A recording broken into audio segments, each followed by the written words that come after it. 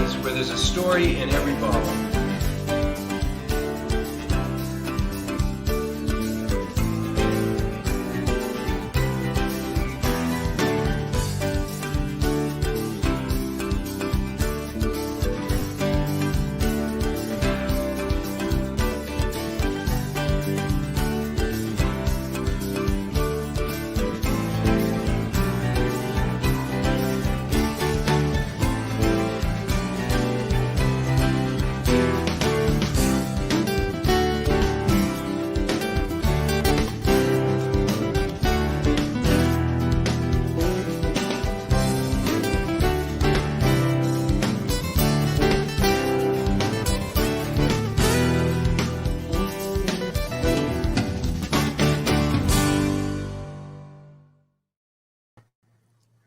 Hello, good afternoon. It's Monday again. I love Mondays. I know. Look at this. Here it is, Monday. Here we are, Mondays together. Drinking again. Alcohol, food. I know. Smiles. Can't see the smiles, but there's smiles. All of our friends are out there watching us. We got a 14 or so friends out there right now. Excellent. Hi, everyone. So just a little business before we get going. We have a really good show today, and I don't want to take up too much time because I want to give that time to Brian, who joined us from Flag Hill today. Yeah. Really glad to have him on board and excited to learn a little bit more about what he's up to down there at Flag Hill. But before that, just a couple points of business. If you are joining us today, we'd love it if you'd like our show. If you share it with friends who might be interested in this topic, please do so. Also, if you want to subscribe to our channel, either our Facebook channel with the little bell in the corner of your screen or somewhere on your screen, I don't know where it is exactly, or on YouTube, there's a subscribe button right at the bottom. That way you will get notice when we go live in the future. So if you have comments or questions, we'd love it if you'd share those. Just comment to say that you're here or say hello so we know who's watching. And if you have questions, we're going to put your questions on the screen, and we will answer them, or we'll get Brian to answer them for you if they're for him. And so please feel like you can engage with us today. So we're here with Brian Ferguson. Brian Ferguson is he's the owner of Flag Hill Distillery and Winery.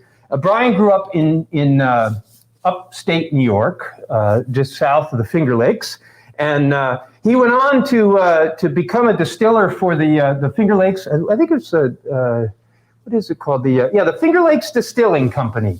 And from there he went on and distilled wine as the head distiller at a place down in the Grand Caymans. And we'll learn a little more about that when we talk to him. And from there he ended up here in New Hampshire. And started working at Flag Hill, and at some point, not too long after that, he and his wife purchased Flag Hill Winery and Distillery, and the rest is history. And we're about to hear that history from Brian himself, because we have him right here. So let's bring Brian on. How you doing, Brian? Hi, how's everyone doing today? Excellent. Welcome. Thank you so much for taking the time out of your day to come talk to us and our audience. We really appreciate it. Thank you so much for having me. I'm excited to be here. Awesome. Before I get into the questions, I just want to say hello to a few of our audience members. We have Matt on today. Thank you for joining us, Matt. Matt. Good to see you again. Priscilla's here. Oh, Chuck's joined us. Very good. All right, Chuck is with us. Hi, Nate. Janice is here, and Gary. Nice to see you, Gary. And who else? We got a lot of our regulars are on, so that's really great. Excellent. Thanks for joining. Oh, good. Geraldine's going to join us today. Yeah, good. Hi, Geraldine. It's my wife. So great. We got an audience out there. So I'm going to get started. Let's get started, Brian. First of all, before we get any further, because Ken's going to scold me in a second if I don't get something in his glass. I was just about to interrupt you, saying, "Wow, this is great. We're going to get into everything about Brian." But Brian, what should we be sipping first? Well, because we're going to sip it all. So the first thing that I'd start with is one of my favorites, which is the Cayuga White. I go right there. Excellent. Great. And while he's opening that, I'll let you know we brought some. We have some cheese and meats from our deli. We have some sage cheese and truffle cheese and some brie and some crackers, all from our deli that our team prepared for us. So we'll try your wine with some of our bites of food while we're enjoying it. I love this white wine. This is a great example of what you're doing there, Brian. So I'm really pleased that we've got this here. Yeah, I appreciate it. Yeah, so this is really cool. The Cayuga White grape is a grape that we grow quite a bit of here at Flag Hill. We have the largest vineyard in the state. We're really focused on making aromatic white varietal wines. Cayuga is a grape that grows a lot in the Finger Lakes, but unlike in the Finger Lakes, we cannot grow Riesling. So a lot of the folks in the Finger Lakes grow Cayuga, but they don't put as much energy into it because they put all their energy into the Riesling that they grow. Well, we have put quite a bit of energy into Cayuga because it's one of our most exciting grapes. And over the years, we've really learned kind of harvest parameters, how to grow the grape to really accentuate the exciting parts of the fruit, make those things stand out. And then, as I'll talk about kind of as we keep going here, I'm sure more at some point, we really have retooled the winery to focus on this style of winemaking and making these really intensely aromatic white wines, where a lot of the subtle nuance that can easily be lost or easily be off-gassed or degraded, we can make sure we protect those really subtle aromatic properties so we don't lose them. And one of the really cool things we do with Cayuga White, and this is the first wine that we started doing this with here at Flag Hill, we actually arrest fermentation early. And by arresting the fermentation early, we're able to trap a lot of the really subtle aromatic properties before they off-gas and escape basically forever to be lost and you never get them back. So we started doing this probably about 7 years or so ago, 8 years or so ago. And it has since been applied to almost all of our white winemaking, and it has drastically improved the quality of our wines. Well, so I have to say, very nice. Cheers. Cheers to that, Brian. Thank you. Really Excellent. You certainly did capture the aromatics. Yeah. Very nice. Yeah, it's got and you'll notice a lot of the hybridy characteristics that people don't love with the grapes that we grow here in the Northeast. A lot of those can be subdued by harvest timing. By harvesting this grape quite a bit earlier than what a lot of winemakers normally would, we're able to strike a nice kind of acid balance, but we're also able to reduce some of that kind of oiliness that we get with some hybrids as they get over mature. Yeah, that's great.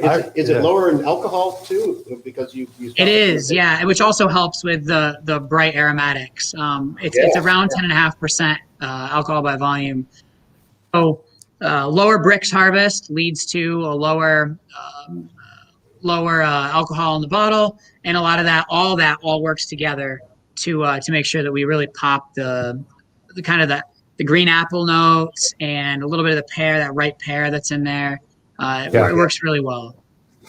Yeah, I think you've answered the riddle to this grape. It's such a great flavor and grows well around here. And I've always been a fan of it, but this is by far the best preparation of it, and bringing out all those good things in it.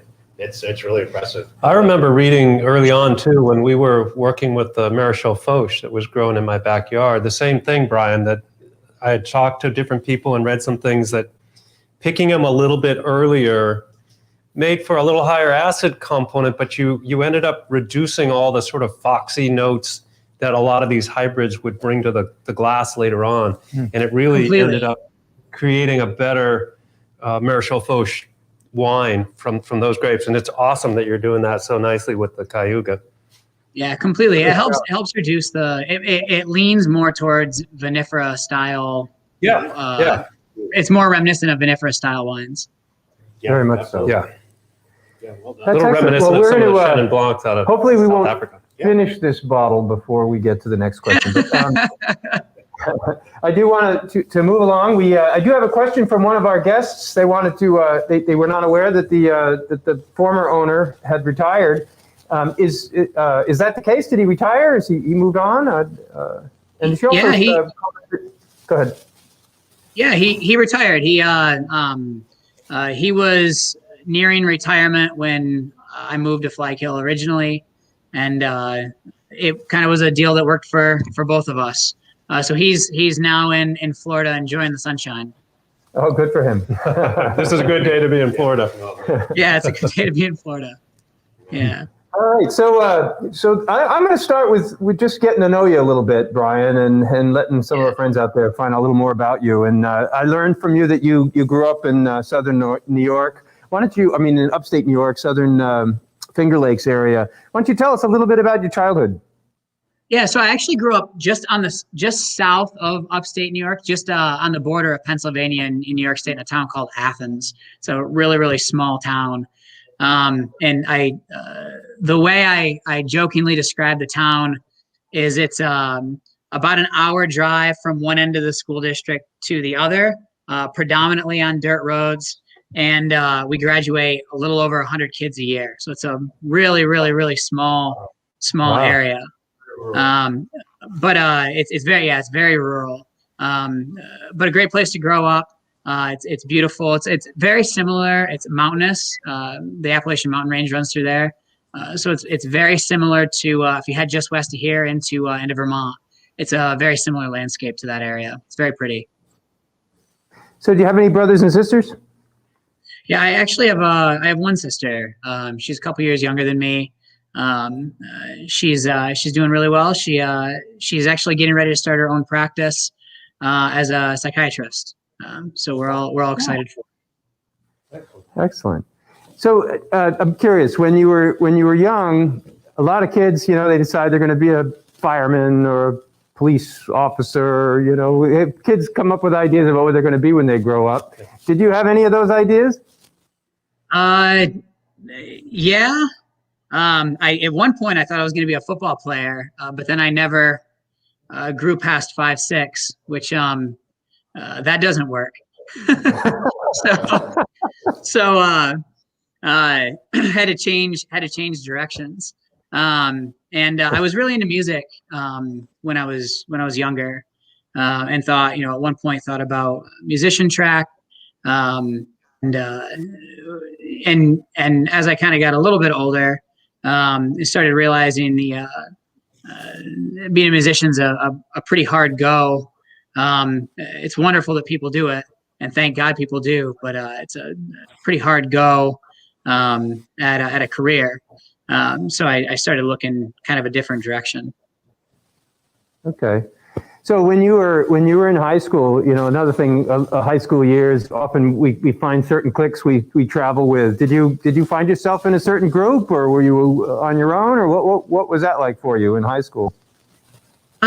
So I don't know as if I'd say I was in a certain clique per se. I had a really good group of friends that I still have today, and we still talk fairly often. But I played a lot of sports, and so that naturally leads. A lot of the people that play one sport play another sport, so you kind of hang out with the same group of people doing that. And like I said, I enjoyed music, so that kind of had me involved with a slightly different group of people. So I wouldn't say that I necessarily had a specific type of people that I hung out with.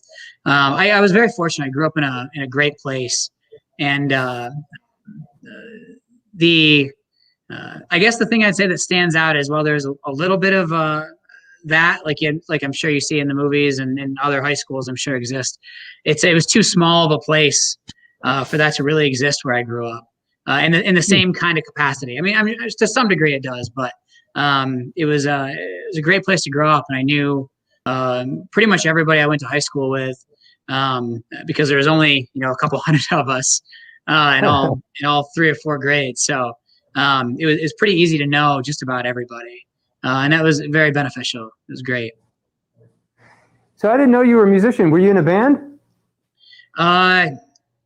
Kind of. You play out? Yeah. You play in public? Yeah, hopefully any record of that has since been long lost. I'm thankful that was before YouTube was a big thing. What did you play? I played guitar, Okay. and I tried very very hard to sing. and I was very, very unsuccessful at that. I'm much better at making wine, much better. So was there anything in your formative years, high school or thereabouts, that hinted of how you would end up spending your life today? Was there something going on other than the after school parties that you might have participated in? Maybe he drank a lot of rum while playing guitar. Yeah. Yeah. So I was like I kind of said earlier, I was really into music, and my father, who was a mechanical engineer and has a very good technical mind, he was very into farming when I was really young, and a lot of my mother's side of the family all had dairy farms, and they were all very technical people, and could fix things with their hands and do, if something was broke, they could figure it out. And I like to spend a lot of time indoors playing guitar, and I really wasn't kind of in that same path. And my dad knew that was probably not the greatest thing for me long term. And in his infinite wisdom, decided I sometimes hesitate in telling this story because it kind of looks a little bad. But he had come home. He had come home one day from work, and he asked me to come outside with him. And in the trunk of his car, he had a beer making kit, and he had found me. How do I say this? He had known that I was he knew that I was interested in alcohol from a relatively young age.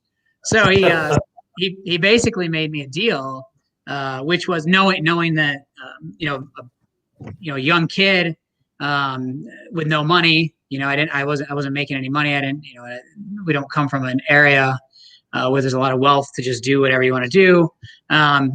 So he knew that if he gave me a beer kit, I would have to find the skills or develop the skills to make the beer. So the deal was, So the deal was anything I could make, I could drink. And I got really into it. I figured out. Yeah, he's a smart guy. He didn't quite have the foresight to see how that would play out at the moment, but we in the short term, but in long term, I think he had the right idea. But so basically, I set out learning how to solder and a little bit of welding and figured out how to do metal work, how to build a brew kettle, and how to bend copper and make a work coil, so I could show my work, and that quickly spiraled into to getting into fruit and a little bit of winemaking and then into distilling. And he pretty quickly had to go back on the original deal because it turns out once you built the equipment, you can make a lot of alcohol in a relatively short amount of time. Everybody in the greater Athens area knew that Brian was the guy. He struck a deal with his Well dad. done, Dad. Well done, Dad. All right. Yeah. So it was something we had to go back on pretty quick. It was because again, if you have it takes about an 8-hour day to make beer, and if you've got a 15-gallon brew kettle and nobody cards you if you're buying grain, so you can make a lot of beer in a hurry. Yeah. What would if your dad was here with us right now, what would he be saying about this experience? He'd probably be looking down and shaking his head a little bit. Yeah. Yeah. It was a good concept. I always hesitate in telling that story. But I think we're far enough out of the woods now. I think it's a great story. It's a great story. I'm glad you shared. The consequences of having done that. Look where you are now. I mean, you're brewing and you're making wine and you're using those skills. That was a hugely good thing for your dad to do. Yeah.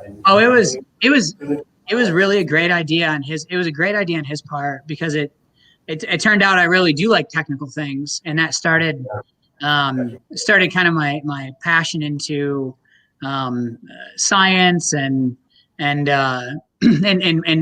in the more technical realm of engineering and things of that nature. It was brilliant, and he definitely made the right move. And even when I went to what a great way to empower someone at that age to use your hands to craft things, to solder and to bend and to cook and to make all this stuff for alcohol. Yeah. It's just perfect, carrot at the end of the stick. Away you go, and then you come out the other side. You've developed that confidence in yourself to just go at it and make it happen. Right. And I'm sure you do the same thing professionally now. When you come up against a challenge, you want to do something technically, engineering-wise, in the production of wine or spirits, and you've got it in your head, and you know how to go at it. That's completely, great. yeah, really yeah. Awesome. And the other amazing thing about it was it taught me to really focus. Like I then had application for chemistry, biology, and a lot of these things that typically would have relatively fallen on deaf ears. That all of a sudden they made real world sense to what I was doing. And obviously I don't condone teaching children how to make alcohol. It's probably not the right move, but there's a lot of other ways to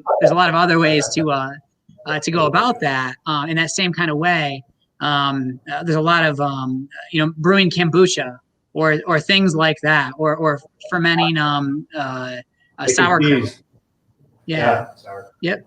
Well, it is interesting, in the States anyway. It's not the case so much in Europe or in Canada, but we make alcohol sort of taboo, and in some ways that promotes it. So it's like, if it's taboo, when you get behind the door, you get in the back of the house, you're going to have sneak your sip of alcohol, as opposed to having a father who's going to support you in learning about it and understanding it. And when it's not taboo anymore, then it's not so important to, you'll have your fun times here and there, but it's a different experience. And I think you see that in the Europeans and the Canadians. It's just not. Yeah, they don't go after the alcohol like the young college kids do in America. Completely. So, and I would say too, that did from a relatively young age, I was very focused on the flavor of the product versus the alcohol in the product. And it definitely helped carve a healthier relationship with consumption in myself. It was beneficial for me, for certain. well, that's great. So That's a great story. I did want to ask one more question. Did you, when you graduated from high school, did you go off to college, or I know your professional next step, I think, was your distilling experience, but was there something in between? Did you have another job before distilling, or did you go to college? What did you do? Yeah, so I went to Penn State for business management. Okay. And I really wanted to go to business school because long term. So I had gotten into brewing, and at the time when I went to college, I thought I wanted to open up a brewery. And my dad did not. Again, same. He had the kind of the long term vision there, and was very wise and kind of crafting the way I thought about or helping me get the right pair of glasses on to see the problem correctly. As I kind of move through life. When I went to business school, he basically had a deal with me there, which was I could go to business school if I was focused on something technical. So I had to take technical classes, and business education is somewhat valuable, but it doesn't really get you very far if you don't know how to apply anything, if you have no starting ground to apply your business savvy to. So I spent most of my college years basically making alcohol and sometimes attending class. And I got through college, but basically towards the end of college, I was already starting in my career, and I was really focused. And I probably went to 25% of my classes my senior year. And I got B's and got through, and that was all I needed. I had kind of a goal already in mind. Oh, that's great. So I'm going to get into the next phase, but we need something else in our glass here. So why don't you tell us what we should open next? Yeah. So what's the one on your left there? We have the rosé, and then we have the apple cranberry. Apple cranberry. Yeah, why don't we open the apple cranberry up? All right, we'll do. This is Tell us about that. this is a fun wine. This is a great example of New England wine. And I know you folks are incredible fruit winemakers. And in New Hampshire specifically, you know, when I first moved here, I did not think of fruit wines in the same capacity that I think of them today. In the Finger Lakes, a lot of fruit wines are, with the exception of a couple producers. I believe Montezuma is one of them.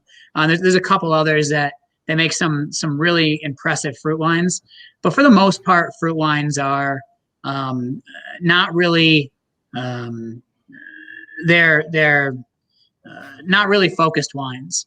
It's just a part of the offering that a winery produces to kind of round out its portfolio, and that means different things for different people. So when I got here and I learned that we do a lot of fruit wines, I was particularly excited about apple cranberry. Our apples come from Apple Hill Farm out of Concord, New Hampshire, and Chuck Souther there and his wife Diane, they do a great job raising incredible fruit, and that is, as you folks know, you do not make quality wine if you don't have quality fruit. It all is it starts there. It completely starts there. And the kind of the thing I always say is, if we start with 80% quality fruit, I am definitely not going to make you 81% quality wine or better. Like I believe that winemaking is relatively reductive. So if I start with 80% quality fruit, I hope I can make you 79% quality wine. That's my goal. So getting incredibly beautiful apples from Apple Hill Farm really helps the equation. And then we bring in cranberries from the Cape. And so it's a cool story about how locally made wines can be different than just grapes. And sometimes your region produces really great inputs that aren't the traditional, but there's still a lot that you can do with it. So this gets fermented with Saccharomyces and a non-Saccharomyces yeast. And then it has, it's very acidic, very tart, very acidic from the cranberries. So we actually do back sweeten this wine a little bit to kind of balance out that relationship. But it makes a really nice New England style apple cranberry wine, and we love it. We sell a lot of it. Yeah, nice balance, Brian. Really nice. Yeah. How do you make that color pop so much? That's beautiful. I'm sorry, what was that? Oh, the color. Yeah. Yeah, so color, there's a lot of different things you can do to handle color. But specifically, in my opinion, the most important thing is that we at Flag Hill, we treat oxygen as the enemy. Other than the oxygen we breathe, we really don't like oxygen here. So a lot of things that dull color, in my experience, a lot of things that dull color have to do with oxygen at the wrong timing.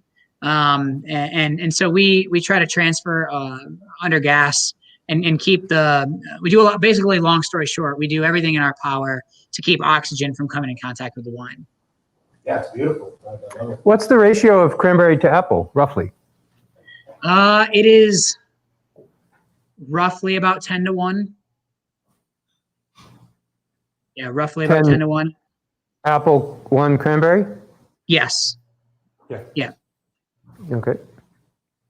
And are you fermenting whole cranberries, or how do you handle the cranberry? Yeah, so we're using a juice. We're not using the whole cranberry. Okay. The juice has been high temperature extracted, which that probably also helps to some degree with phenolic compounds. Yeah. Exactly, that pulls a lot of it out. But whether you get it from skin contact directly from maceration, or whether you get it from a juice, a high temperature extracted juice, in my opinion, the key to keeping color has a lot to do with keeping oxygen out. Great. Yeah. All right. Well, we're going to enjoy this cranberry wine while we move on to our next question for you. So I assume now your role at the what was it? The Finger Lakes Distillery. I assume you started that role after college. Was it right after? Where did that play in? Yeah, so I was still in college. I started, I think a year, maybe a little bit more than a year before I graduated. I started with them, and I started just in the tasting room. I wanted to get through the door, and they have a great operation there. They're making incredible whiskey. They were really whiskey focused, which is something I at that point had gotten really into. I had started to walk away from the idea of starting a brewery. I gotten really into distilling, and knew that was the kind of the next path, and kind of the next, what I thought was the next big boom in alcohol manufacturing. And you could kind of see the writing on the wall. There was kind of a big explosion, and we were on the lower end of the kind of exponential growth rate for distilleries. And this is 2006, somewhere in that range, 2007, where I started looking into distilling. And I started working with them. I believe it was 2009, and I don't remember that for sure, but I think it was around 2009. And I just got very lucky that at the time, their head distiller, Thomas McKenzie, was there. And Thomas McKenzie is a multi-generation master distiller. He's a very, very, very knowledgeable distiller, and has a lot of inroads with a lot of the big distilleries in Kentucky, and really great connections in that industry. And I just kind of dumb luck, I guess, was able to convince him to take me, who knew basically nothing, and give me an opportunity to work under him. So I did whatever I could for a year after I started in the tasting room. Whatever things he was looking to have done, I was there with bells on and smiling and happy, and just did whatever I was asked, scrubbing tanks and putting my time in. As I was approaching graduation for college, they offered me a job to come on full time as their assistant distiller, which is it was an incredible opportunity. And being in the Finger Lakes, I learned a lot about winemaking. There's a lot of great winemakers there, as you folks are aware. And we were right in the heart. It was in the southeast end of Seneca Lake, and we actually had a vineyard. They have a vineyard right at Finger Lakes Distilling, growing some Labrusca grapes. And so I got to learn a little bit about the vineyard. And the first summer I was there, I did quite a bit of work in the vineyard, which helped kind of shape a good understanding of that whole picture. And we actually did quite a bit of distilling with fruit there too. We handled Gewürztraminer, Riesling, and I believe, it's been a while now, but there was another one. It may have been Muscat. There was another, or maybe it was Niagara. There was another grape that we worked with to make grappa.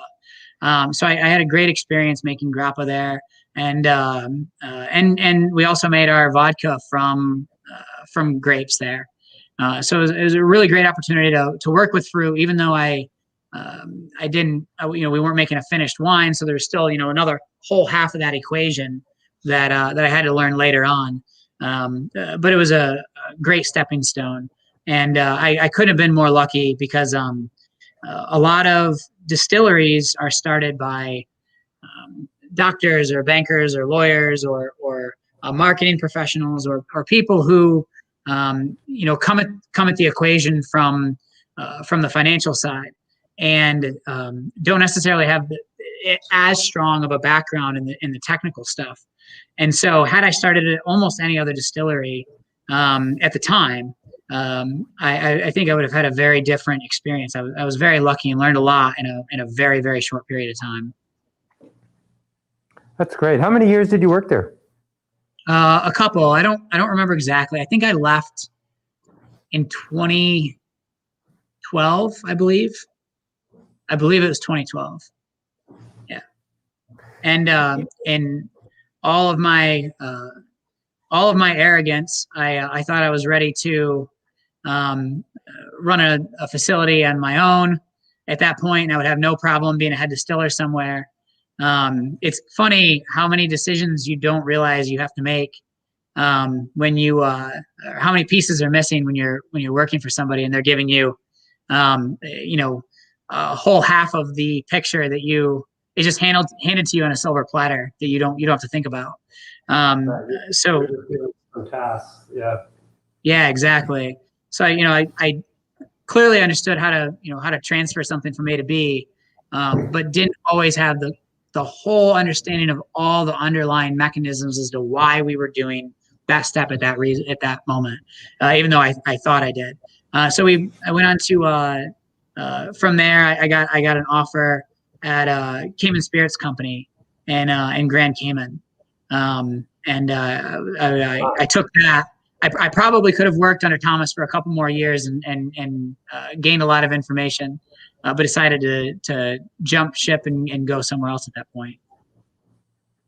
Chuck, you had started? Yeah, so you had mentioned that you were making a vodka out of grapes, and I don't quite understand the voodoo of what makes a vodka versus a brandy. And, is there, call anything vodka by its distilling process, or how do you define it? Yeah, so basically, it's anything can be called vodka as long as it was distilled to 190 proof. So we could start by making bourbon, and let's say we made bourbon and we decided, oh shoot, the barrel production is 6 months out. This is obviously a terrible example, but so we're not going to have barrels, and we don't want to have this product sit around for a while, and we want to find a way to get this into a bottle quickly. The only thing we'd have to do at that point is basically just distill it again and have it go through enough trays to get enough reflux to increase the proof to 190.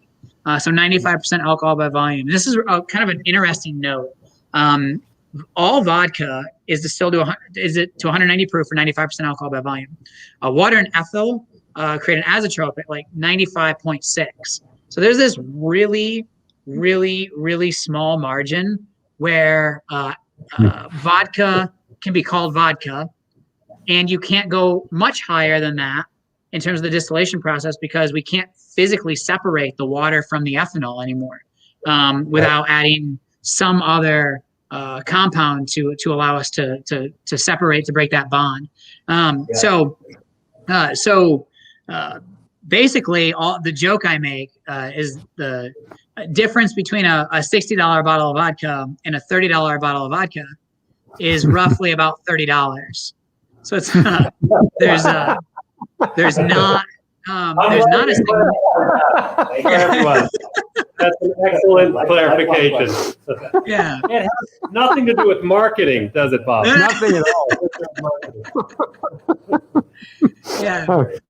So I'm glad that you helped me understand that. I mean, I have understood this theoretically for years, and it's kind of been a chuckle to me when I see all the high-end vodka drinkers out there. I only drink the best vodka, but you put it into a way I can understand for the first time.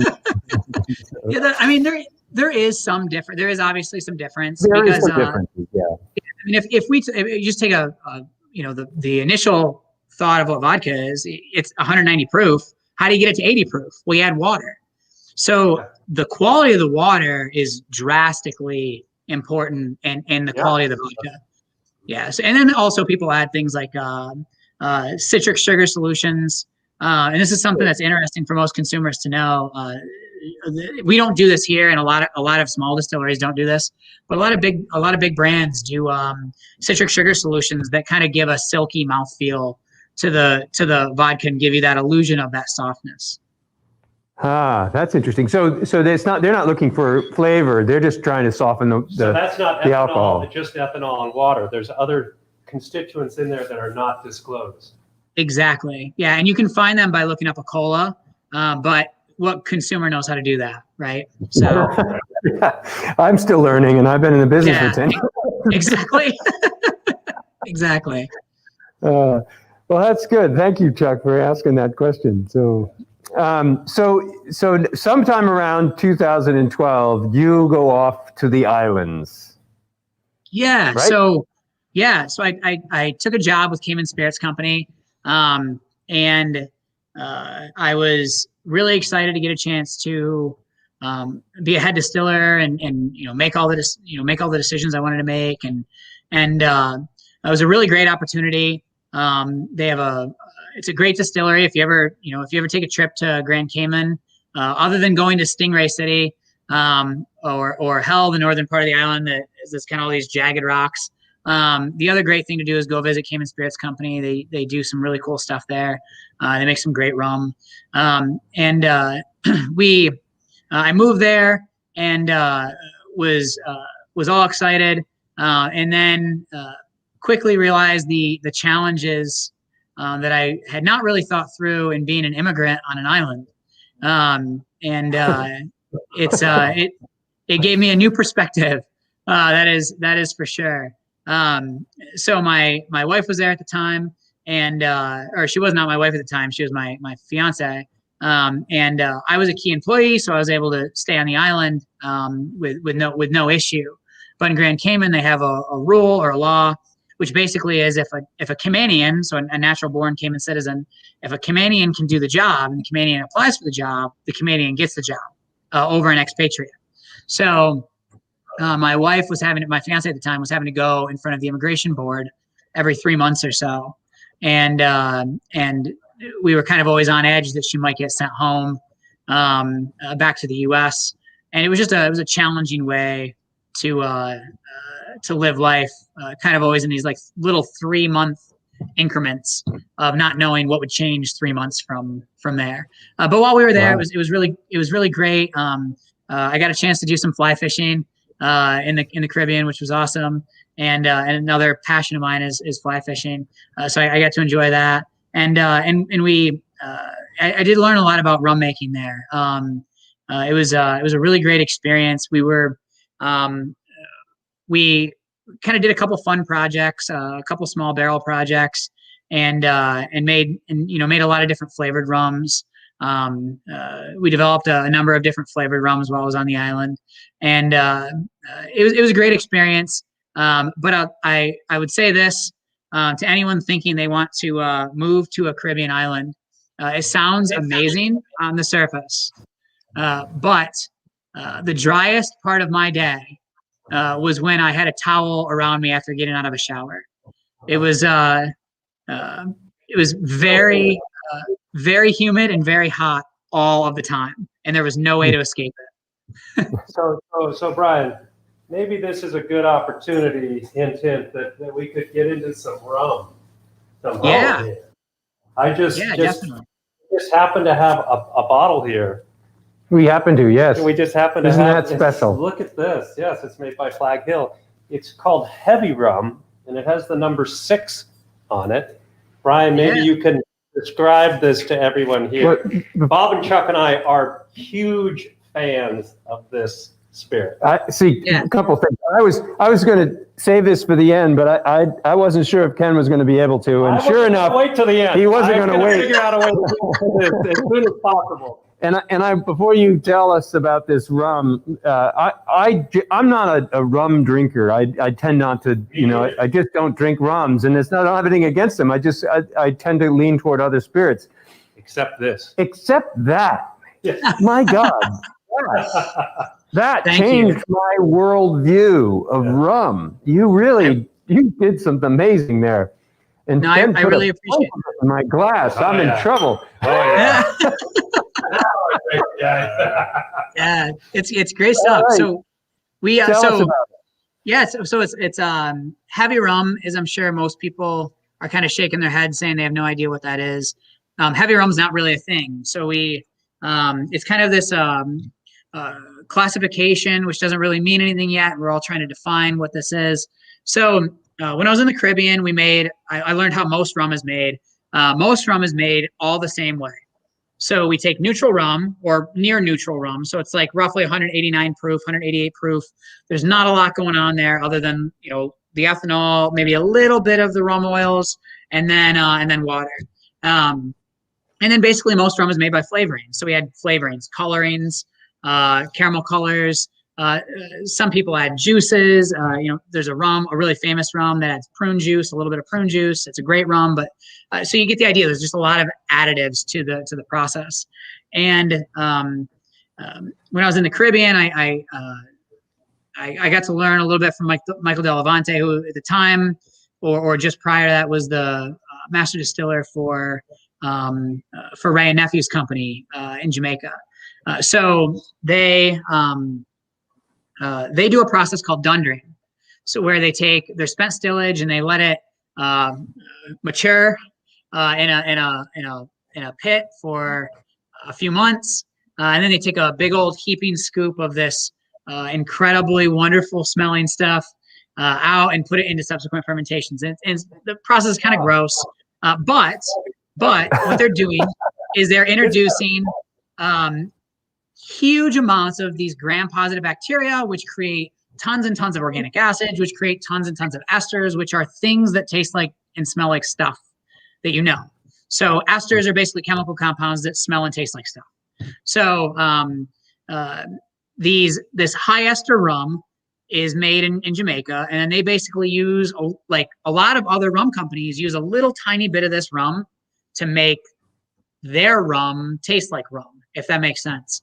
So we when I moved here, I was really, really excited. And it sounds crazy, but in the Caribbean, it can actually be hard to get your hands on really high quality ingredients because you have to ship them. A lot of things have to be shipped, and it's very expensive to ship across the ocean. So especially anything that has water in it, right? So it doesn't make a lot of sense you typically ship dry goods for the most part. So we were relatively limited in what we could use for inputs, for feedstock. And so when I moved to New Hampshire, I was all excited about rum because I had been making rum and was really into it. And I knew that there was this giant dichotomy between rum. Like most spirits categories have these really small, subtle changes along this line, right?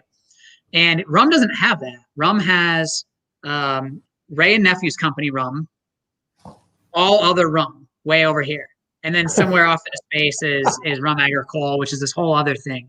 But I knew that there's this giant space in between there. And so what we wanted to do was make a rum that kind of bridged the gap.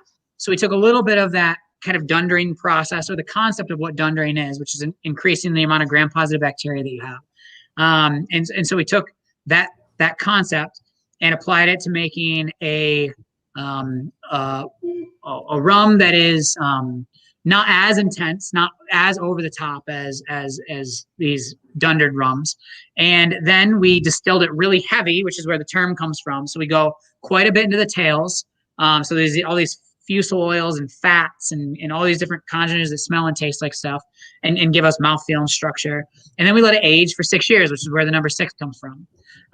So by sitting around for 6 years, the oxygen is able to rearrange some of these molecules and make them go from these kind of not so wonderful smells and tastes to things that are really subtle and juicy and round and supple and gives us all the nice sweetness that we have in the rum, all the kind of really nice like light clovey aromas and all that stuff that shows up as the spirit ages. So we're absolutely in love with this stuff. It's of all the things we've done, and I've been a part of in my career, this is probably one of the things I'm the most proud of. It's really cool stuff. Bravo! You have nailed it with this product.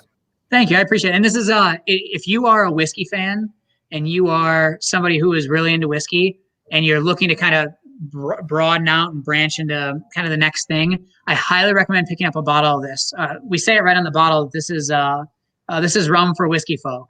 That's right on because Bob and Chuck and I don't drink rum, but we love good Scotch, and we've been drinking good Scotch for decades and really enjoy it. And the first time you turned me on to this, and I took it home and poured a little shot of it, I was just blown away, and on my phone immediately to Bob and Chuck saying, "You got to taste this stuff." And when I came back to see you, I got them a bottle each, and it's just been such a delightful product. It really bridges that gap. It's a little reminiscent of some of the really cool sipping tequilas that are out that also have that non-classic idea of what a spirit in a category may be. This is not what I think of as a rum. No. This is like a really fun sipping scotch or a really cool, interesting. And you know where else this drink's nice? Out of a ski pole on the side of a mountain.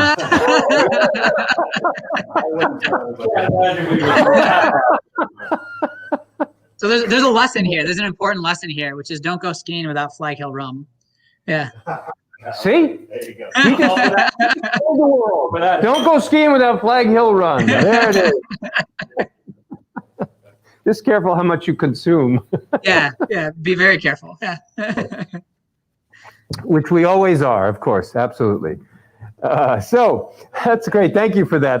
That's a real treat. The downside is that I had to volunteer my version of it to the group today. So I'm going home. You're the one with head. Oh, that's right. No, you hold on to this. I was drinking it on the slope, wasn't I? Yes, you were. So Brian, please tell me, you've got More of tons this. of this that are 2 years old, 3 years old, 4 years old, that there will be a continuous supply of the 6. Completely. Yeah. So we've actually put up more than we need. So it is likely that at some point we'll have some older iterations of this too. Some hopefully some 10-year expressions and beyond. Wow. Can we still get 6 at Flag Hill, or can we get it at the local store? Yeah, we still have it. We still have 6 here, and for the time being, it is at the New Hampshire State Liquor Store. But we're actually getting ready to pull it out of there, and it will just be available in our store, and then hopefully in the near future in Massachusetts. Oh well, we better make a quick run then. Yes, we to do. the. We need to do a rum run. All right. So, thank you for sharing that. So let me get back to some questions about you. Anything else about the Caymans that you learned that was formative in your time now? I mean, I think you covered quite a bit, but is there something obviously else? Formative? Yeah. Yes, absolutely. Yeah. Mainly that I like cold weather, and that sounds crazy, but so you kind of blew my. I was going to ask you the question why one would move from the beautiful islands of the Caribbean up here to this. Yeah. What is it? 20 degrees out and 18 mile an hour winds today, or something like that. Almost 5 with the wind chill. Right? But now I know both the challenges of living on an island and I guess you like cold weather. So there you go. Yeah, a little bit of cold weather is nice. Not for too long, but a little bit's good. So we're running a little bit out of time, so I want to move along. I want to make sure that you get a chance to talk about Flag Hill. I gotta say, from my perspective, I'm really glad you found your way to New Hampshire. You've been a great addition to the New Hampshire Winery Association, and you've really brought some new ideas and some fresh ideas, and I think obviously some great spirits to the region as well. So. We're glad to have you here, and so tell us, you started working there, and then I guess relatively quickly you got the opportunity to purchase the whole thing, and off you went. Was that a scary moment for you, or were you did you know you were in the right place at the right time and ready to go? It was utterly terrifying. So I was starting on, when we moved here, there was no intention of, I actually knew nothing about New Hampshire. There was no intention of being here long term. It was basically just how do we get back into the continental United States? And I was working on starting a distillery in Pennsylvania with a partner. And I think the previous owner here knew that. And he approached me about purchasing the distillery. And it was kind of the right place, right time, and it made sense for everybody. And we were able to put something together. But the thing that complicated it, I think I was mostly ready at the time, but about halfway through the negotiation, which took a very long time, it took about a year. It wasn't quite halfway through; it was about a third of the way through. I found out I was about to have a daughter. So we actually closed on the business. I want to say it was 5 or 6 days, 7 days. It was seven days after my daughter was born. And so it was there was a lot of change all at one time, and it was a lot to take in. Yeah, utterly terrified was probably the best word for it. But yeah, it's been great. We've been really focused on making improvements, and I feel like I made a great decision, and we certainly call New Hampshire home now. I can't imagine living anywhere else. We love it here. That's great. So you've gone from utterly terrifying to today, all good? All good. Yeah, we love what we're doing. We're I actually, it's funny, when I bought the facility, my intention was to close the winery, and I can say this now safely because we didn't do that. But I did not see at the time. I wasn't absolutely in love with the wines that we were making, and I didn't think that was the path or the avenue for the future for us. And then I started really focusing in on. I said, let's start from like a first principles perspective of ground up. Let's not take all every little bit that we have always been doing, and let's look at it a little bit differently. And we really focused on. I said, what do we do really well in New Hampshire? Is we grow really incredible aromatic white grapes. In fact, better than you can in most other parts of the world. So we kind of retooled the winery and really focused on making aromatic white wines. And we went from a part of the business, which I actually thought we were going to get rid of, to it's now probably one of my favorite parts of the business, and where I see a ton of potential growth, and where I think we can actually make a significant splash on a long-term picture. I think people are going to, over time, realize that if you want to drink world-class aromatic white wines, you want to go to the Northeast, and New Hampshire is going to be a big part of that. That's really great. So are you expanding, growing of Cayuga or other varieties? Yeah. So we sense for your 10-year vision of these aromatic whites. Where are you taking New Hampshire and the rest of northern New England here? Yeah. So we love a grape called La Crescent. And it is, in my personal opinion, I think it's one of the most incredible. It's like Gewürztraminer squared. It has so much potential, and I don't think we've even begun to unlock what it's capable of. We're not even close. I think we're gonna plant some more La Crescent. We have about an acre in the ground right now. We have, since I bought the place, we've added another 5 or so acres of grapes, and we just cleared another 5 acres of land, and we're about to add another 5 acres of grapes, and we're going to add a blending grape in there. We're going to grow a little bit more of a blending grape, which will likely be L'Acadia Blanc, although it may be a Minnesota hybrid that's relatively new called Itasca.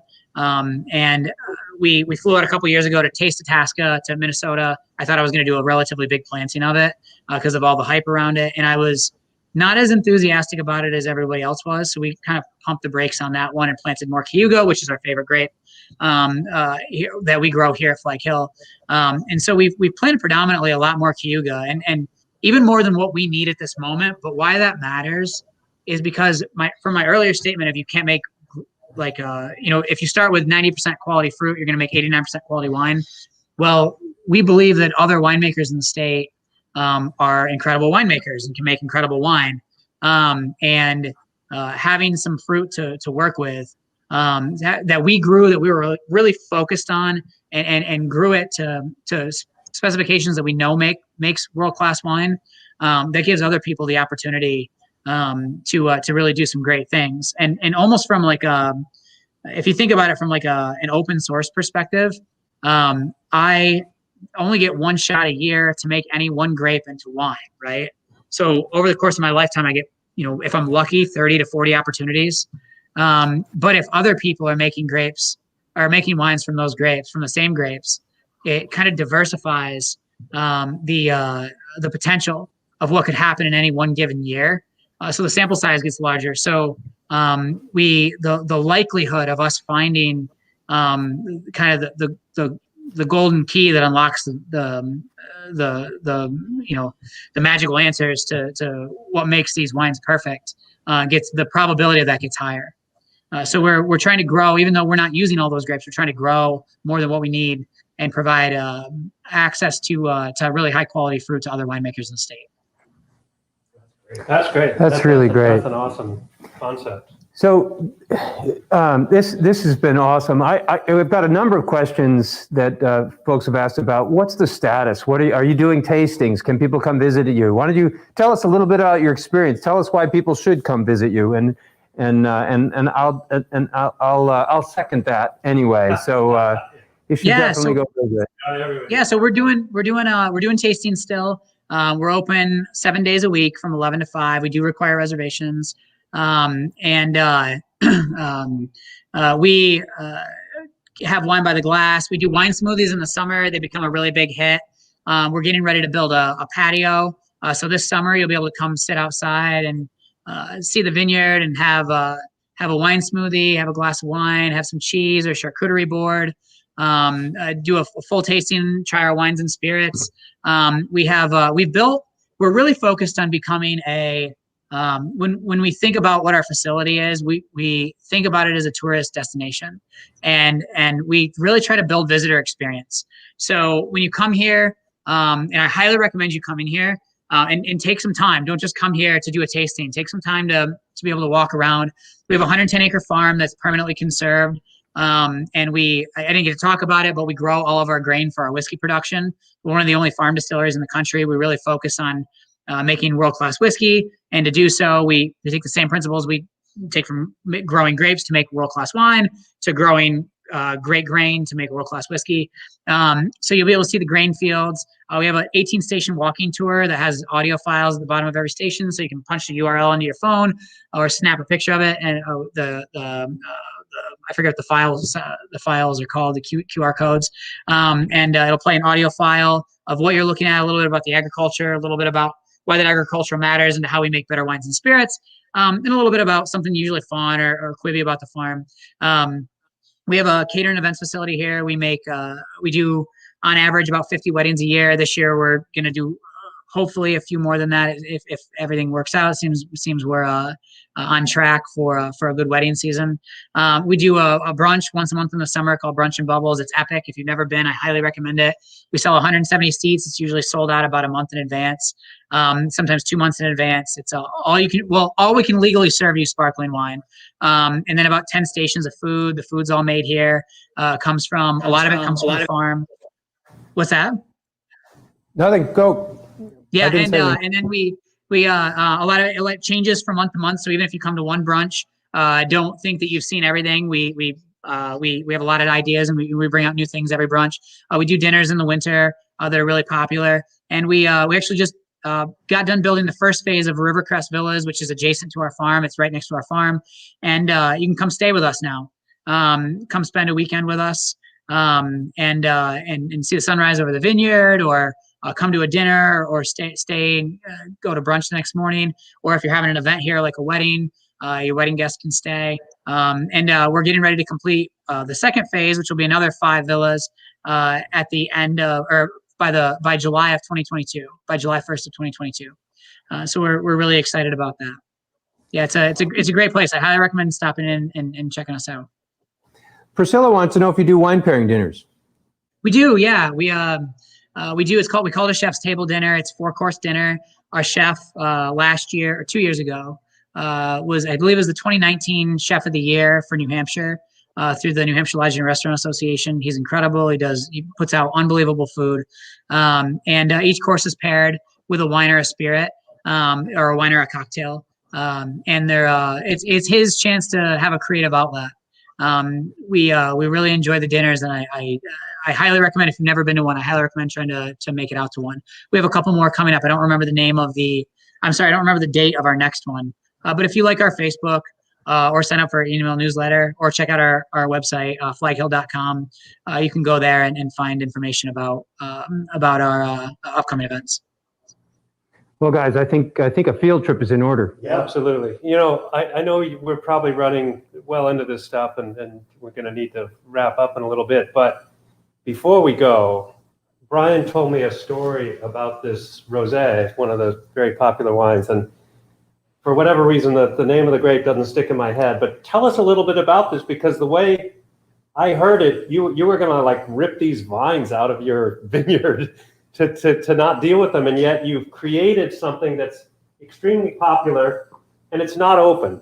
So that was my other impetus here. Yeah, drink more. This is one of my favorite stories, and it takes a couple minutes to tell it, so bear with me. I apologize. We're going to go over. If you can't stay with us, I'm sorry, but we really need to hear this story, right? Yes. Absolutely. Yeah. So this is an incredible story about. And it really sheds light on winemaking in New England and how early we still are in the process here. So this grape was grown by the previous owners of Flag Hill Winery, Frank and Linda Reinhold. They had planted this in the ground a very long time ago, 20 plus years, 25 years ago. And the fruit's called a Shawnack. It's I joke that it's the winemaker's most hated fruit. If you ever meet a winemaker and ask them about the Shawnack, they're probably going to say awful, visceral, miserable things about the fruit. And I felt the exact same way about it. We were ready to pull it out of the ground. And the year that we were going to pull it out of the ground, it was our last year making wine with it. And when you have, we can't technically call us an estate vineyard because we don't have an ABA, but we're basically the same thing as an estate vineyard. So when you have an estate vineyard, you basically have this problem, which is you have to make the wine so that you can sell it out before next year or near that. Or else you're just going to wind up eventually having tons and tons and tons and tons and tons of extra wine sitting around. So one of the problems is you have to basically tailor your price and your quantities to in the style of winemaking to be able to sell the wine out in roughly a year's time. And there's more to that equation. That's the oversimplified version of it, but you get the idea. So excuse me. We only just figured that out a couple of years ago. So thank you. We don't have business. That's too funny. Yeah, that's too funny. Yeah, it matters. It's a challenging part of it. So it adds a whole nother level of complexity to the equation. But so this is the problem that most winemakers have, right? Is this you've got $20,000 invested per acre of grapevine, and more than that to get it to fruit. And then you've got to make the wine with it, which is a whole lot of investment. And so by the time you make a bottle of wine, this is a pretty significant investment. And so the way most winemakers make decisions, to some degree, not all, but a huge percentage of this, is we look to the universities. But we don't think about what the universities are really doing, right? We just look at them as the experts and giving us the information that we need to make the great wine. So Cornell, which does an incredible job with their fruit program and in their enology program, and is really a leader in the field. So I don't want to say anything disparaging here. I don't want to make this sound bad, but they're not perfect. There's imperfections here. So their wine, their wine recommendations for the Shawnack fruit was to make it into a Beaujolais style red wine, which is like this young, sweet, fruity wine. And we did that for years and years and years, tweaking it gently, thinking that was going to be the answer. Like all we had to do was change this one little thing, and then we were going to have this world-class wine. And it never happened. So we were sick of it. We were ready to pull it out of the ground. We had all the time in the world to sell the wine. So whatever we made from it didn't matter, because we had years to sell the wine, because we didn't have any more Shawnack coming the following year. And we decided to do something that we were like, let's do something no one would ever do with this fruit. And it's a black grape. It's not even a red grape. It's a black grape. It has so much pigment in it.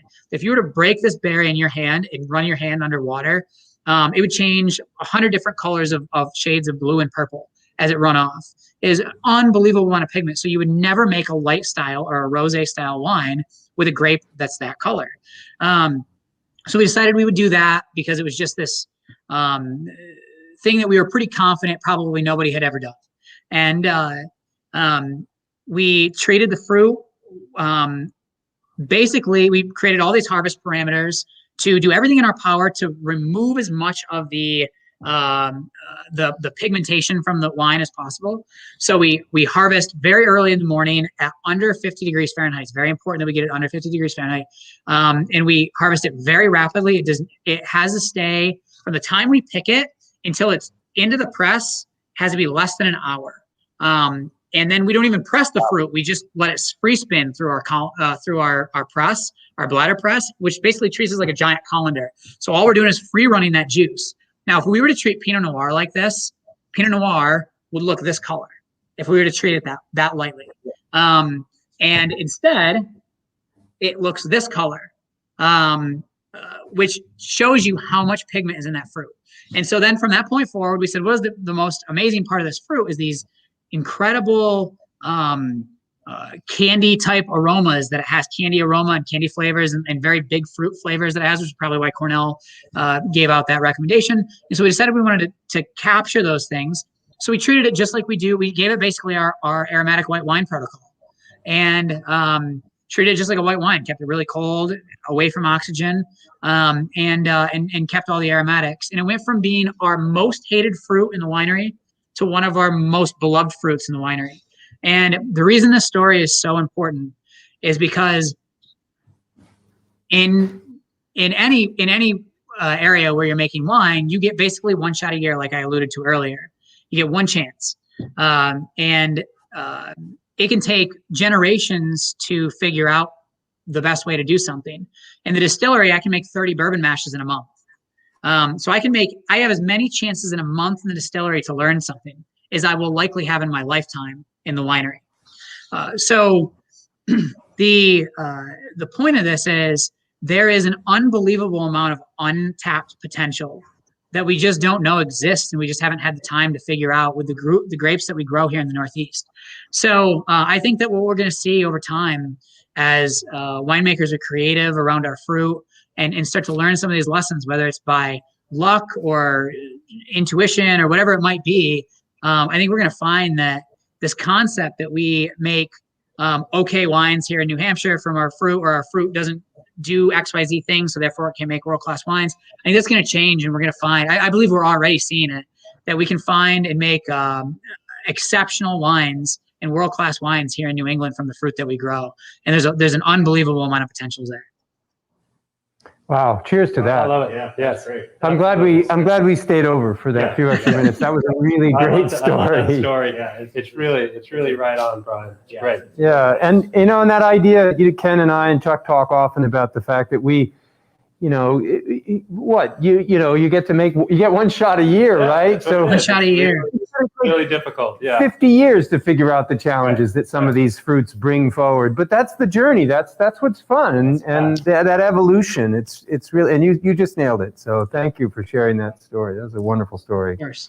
Yeah, so, of course. Is there anything else, Brian, that we've covered a lot of ground here? Is there anything we missed that you really would like to share with everybody before we call this a day? No, I just want to say thank you, folks, for having me on your show. It's a lot of fun, and hopefully everyone watching will come say hi at some point and check out our facility and taste our wines and see what we can do. Taste some of our spirits and taste. I'm sure you're all fans of Hermit Woods, which is why you're watching already. But see some of the great stuff that they're doing too. Oh, that's awesome, Brian. I really appreciate you taking the time to be with us today. It was a lot of fun. I learned a lot about your background and your history, and so did a lot of the folks out there. So I really appreciate that. And we look forward to the three of us got to come down to some of these great events that you're putting down there on Flag Hill. We gotta have a play day. Love to have you down. Just let me know. We'd love to have you. Love to have you come down. Definitely. All right. Well, thank you, Brian. I want to let everybody else know out there that we're going to be switching this program up to a 5:30 show. Yes. 5:30 p.m. We're going to do that next week. It's daylight hour. Starting next week. Yeah, it's light out. People want to be outside. They want to be doing things outside. So we don't want to get you in too early. So we figured 5:30 would be the time. And so starting next week, 5:30, we'll see you. So anyway, it was really great. I hope you enjoyed seeing Brian. He was really informative. Very smart guy, doing some really great and exciting and fun things down there at Flag Hill. I can't wait to go back. It's been a while since I've been there. I need another bottle of rum. Yeah, I need another bottle. I need another bottle of rum. So, awesome. All right, everybody. Thank you so much for joining us today. We will look forward to seeing you again next Monday.